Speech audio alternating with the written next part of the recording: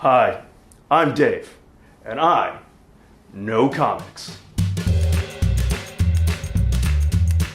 Do you want a superhero that is the comic equivalent of bringing a knife to a gunfight? Do you want a superhero that was emo before it was cool? Wait, who am I kidding? Emo was never cool. And do you want a superhero that is such a pain in the ass to play that Michael Keaton made a movie about how playing the character made him crazy? Then allow me to introduce to you my client for Dave Knows Comics Honest Promos, the Dark Knight, the Crap Crusader, Bruce Wayne, or the Batman. Behold, a superhero that keeps getting allowed to adopt young boys, despite originally sharing a bed with one, allowing another to die, and having an illegitimate son that he failed to take care of for years.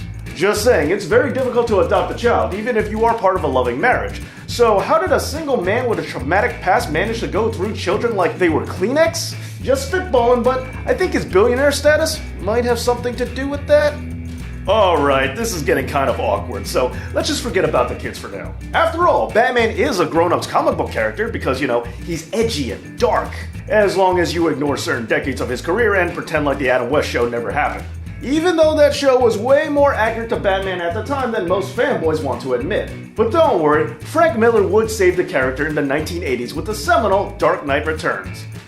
He would then go on to ruin the character with the sequel and with All-Star Batman. I mean, you're Frank Miller, how the f*** do you end up bombing with Batman and Jim Lee?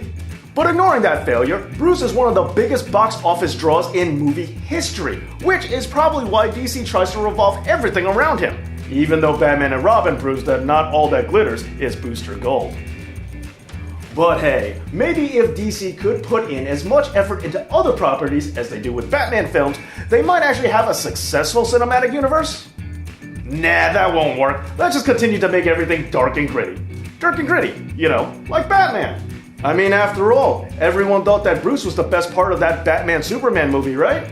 Although DC really should have realized that it's the proverbial canary in a coal mine warning when Ben Affleck is the best part of your film. Oh, and that reminds me, Keaton isn't the only actor who apparently hates the role of Batman. After all, Ben Affleck has been pretending to care about the role while phoning in his performances for years until he can get out of his contract. But hey, it's all worth it. Being Batman is every little boy's dream. Getting to play as a maladjusted adult who can't move on and has crippling commitment issues that forces him to surround himself with children in order to overcompensate for his inability to connect with humanity? Yep, that's right. The role of Batman is just a gothic version of playing Michael Jackson. In the end, if you want a superhero that people just love because he's a regular guy in a world of superpowers, even though he is a 1%er with impossible technology that might as well be magic, a superhero that's supposed to be a genius but thinks that this shape is what bats look like, and a superhero that will go from wanting to kill you to being your best friend if your moms have the same name, then allow me to introduce to you my client for Dave Knows Comics Honest Promos, the Dark Knight,